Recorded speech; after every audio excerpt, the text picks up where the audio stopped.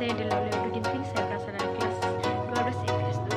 Di sini saya ingin menjelaskan tentang sejarah Kabupaten Karo. Sejarah Kabupaten Karo. 1. Orientasi. Tanah Karo terletak di Provinsi Sumatera Utara. Kabupaten Karo dan Tanah Karo terbentuk sebagai kabupaten daerah tingkat 11, seolah melalui proses yang sangat panjang, dan dalam perjalanan sejarahnya, kabupaten ini telah mengalami perubahan mulai dari zaman penjajahan Belanda, taman penjajahan Jepang, hingga zaman kemerdekaan. Yang kedua, urutan peristiwa. Sebelum kedatangan penjajahan Belanda di daerah dataran tinggi Karo, di kawasan hanya terdapat kampung atau kota yang terdiri dari satu atau lebih pesaing atau bagian dari kampung. Tiap-tiap diperintah oleh seorang penghulu atau menurut Petambunan, bukunya Adat Mahot Karo, Pustaka 1992. Arti dari penghulu adalah seorang dari marga tertentu dibantu oleh orang anggotanya dari kelompok anak atau senina. Marga ini dibuat dengan istilah telu sendalanen atau 3 sejalan menjadi satu badan administrasi atau pemerintahan dalam lingkungannya. Anggota ini secara turun-temurun dianggap sebagai pembentuk kesain, sedang kekuasaan mereka adalah pemerintah kaum keluar di atas kekuasaan penghulu kesain. Diakui pula kekuasaan kepada kampung asli atau perharaan yang menjadi kepala dari sekumpulan kampung yang asalnya dari kampung asli itu.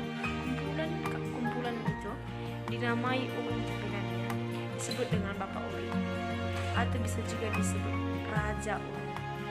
Urung artinya satu kelompok kampung di mana semua pendirinya masih dalam satu marga atau dalam satu garis keturunan.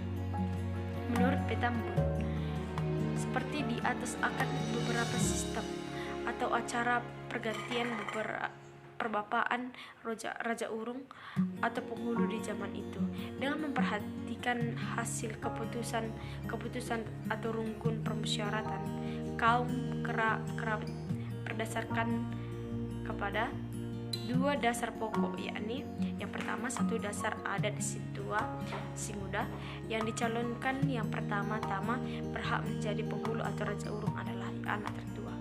Namun kalau ia berhalangan atau ada sebab lain yang paling berhak di antara saudara-saudaranya ada tali 7 kepada anak yang termuda. Yang kedua bere-bere, yakni menurut keturunan dari pihak ibu, hanya dari keturunan ibu atau tertentu saja yang pertama-tama berhak menjadi pertapaan. Namun setelah kedatangan penjajahan Belanda, sistem atau dasar bere-bere ini dihapuskan. Sebelum datangnya penjajahan Belanda ke dataran tinggi Tanah Karo, yang pertama berhak untuk mewarisi jabatan pertapaan urung atau penghulu anak tertua. Kalau dia berhalangan, mana yang paling berhak adalah anak yang termuda atau bungsu sesudah kedua.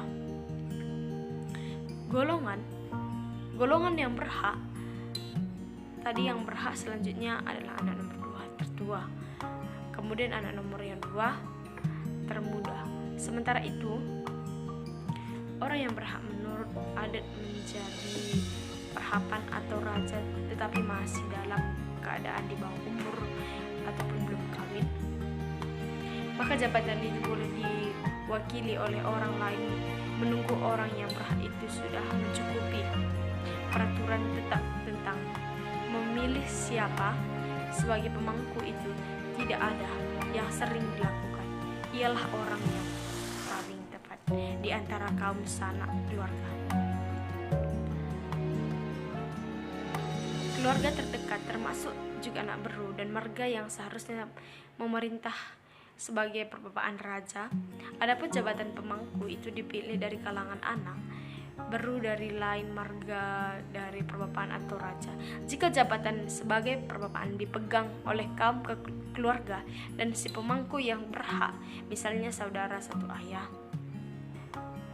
lain ibu, ada kemungkinan akan mendakwa dan mempertahankan jabatan itu di kemudian hari, terlebih kalau sudah bertahun-tahun sudah memakai jabatan itu di sehingga merasa segan, malah menolak menyerahkannya kembali kepada yang berhak. Keadaan seperti itu juga pernah terjadi, malah menimbulkan perselisihan berkepanjangan amar kerabat yang seketurunan dalam pemangkuan. Sementara itu diadatkan sehingga merupakan kewajiban bagi si pemangku, yaitu menyerahkan sepertiga dari semua pendapatan kerajaan kepada orang yang seharusnya memangku jabatan tersebut, seperti diuraikan di depan, baik berupa urung atau raja urung ataupun penghuni uping dihantu oleh anak berusinina yang merupakan telus sindalanan. Maka jabatan dari anak berusinina ataupun juga bersifat turun-temurun dengan sistem pemerintah tradisional Karo telah berjalan hampir ratusan tahun. Sistem itu mengalami sedikit perubahan pada abad ke-18 ketika Karo berada di bawah pengaruh Aceh yang membentuk raja berempat di tanah Karo. Seiring dengan masuknya pengaruh kekuasaan Belanda ke daerah Sumatera Timur melalui kerajaan Stakrigu, maka terjadi pula perubahan penting di daerah ini karena Belanda juga ingin menguasai seluruh tanah Karo di Deli. Waktu itu sudah mulai berkembang perkebunan, termasuk yang dikuasai oleh pengusaha Belanda, namun tidak selamanya kekuasaan Belanda tertanam dengan mudah di daerah Sumatera, terlebih-lebih di daerah dataran tinggi Karo. Dan bagi orang Karo di masa lampau, kedatangan Belanda dengan pengambilan tanah rakyat untuk perkebunan, banyak penduduk di Deli dan Langkat yang